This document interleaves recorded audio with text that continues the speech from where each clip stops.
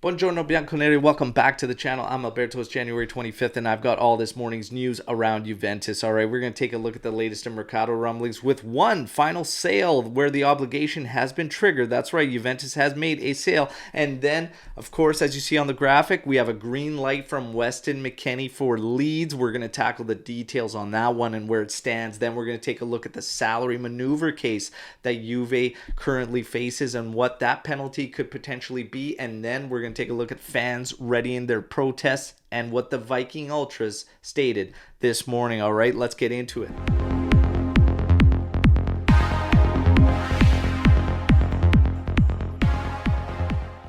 All right, everybody, first and foremost, if you are a diehard Juve fan, this is the channel for you, all right? So make sure you smash that subscribe button right now. And for everybody else, like the video. It all helps the channel. Now, let's get to the news. So, Denis Zakaria, we've all been keeping tabs on Zakaria on his time with Chelsea to see how that is working out for him. Obviously, it's been a mixed bag. Started to pick things up, but then got injured. Look, there's been a lot of Juventini that have been talking about it and maybe thinking about Zakaria being a potentially integrated back into the team with Adrian Rabiot set to leave in the summer. Now, today, the news that faces Zakaria is that Juve is going to be pushing for his sale. So right now, all signs are pointing to him not returning and not being integrated into the team. But if they don't take us up on the purchase, he will just be put back on the market. That's the latest on Denis Zakaria. Okay, now, Dragusin. He has triggered, the team has triggered the obligation to purchase from Juventus because the stipulation was a certain amount of points that Genoa would have to reach in the table to make it a final move. They have achieved that number of points. So in the summer, Juventus will receive 5.5 million euros for Dragusin. Dragusin got minutes during Pirlo's season for Juventus, and I thought he looked like a very, very strong prospect, okay? Built like a brick shithouse, all right? An absolute unit of a guy, and looked decent. 5.5 million. Obligation triggered. Did we make a mistake there, and should we brought him back as a project, especially looking at our center backs currently and whatnot? Did we make an error there? How do you feel about it, Juventini? Let me know what you think. All right, now let's get to Mckennie. As you see on the graphic, green light has been given, okay? And that's for Leeds United, all right? So Leeds is coming in with official bid. We heard that yesterday. It was up to if the player would find terms and if Mckennie would agree. He has agreed. Leeds United coming in with Juventus at 22 to 25 million euros. Juventus pushing for 30. Everything is done and set. It is now just up to Leeds and Juventus to find an agreement. And right now, there's a little bit of a gap there. We wait and see. The rumor is that, of course, if Mckennie moves on and is sold, Juve will then turn to Joachim Mele and make that purchase. Again, hey, these are just rumors. Let's wait and see what happens, okay? Wage case, the salary wage case against Juventus. We heard yesterday about the range of penalties Juventus could face. Today being reported that the prosecution's going to push for an additional 15 points to be deducted from Juve. Furthermore, all the players involved from 2019 to 2020, 2020 to 2021 seasons that took part in this or whatnot could face a 1 month ban. Even Sarri potentially could face a 1 month ban, all right? Now, the salary maneuver case is an interesting one because the number that they're pulling that Juve would also have to pay as a penalty, which is return the funds, is to the tune of 700 million euros. Now, that one, this one's wild, and out of all the cases that Juventus faces, this is the one that worries me the most because essentially what's being stated is that Juventus deferred salaries, which we knew because they announced it. Deferred salaries and payments to players and coaches and whatnot during the COVID period and everything like that to try and recoup.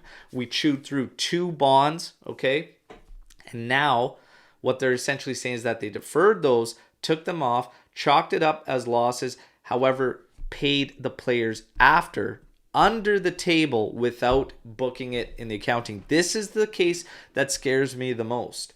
Again, still not tied to a Sporting side. And I still think if you're trying to push it to a Sporting side for points and relegation, everything like that, that it's a bit of a reach, okay? And the other thing we have to keep in mind here, the detail, Juventus, once they got rid of their board, set up their own investigation, redid their books, and were only out 32 million euros according to their changes. So they revised them to the tune of 32 million euros that wasn't accounted for.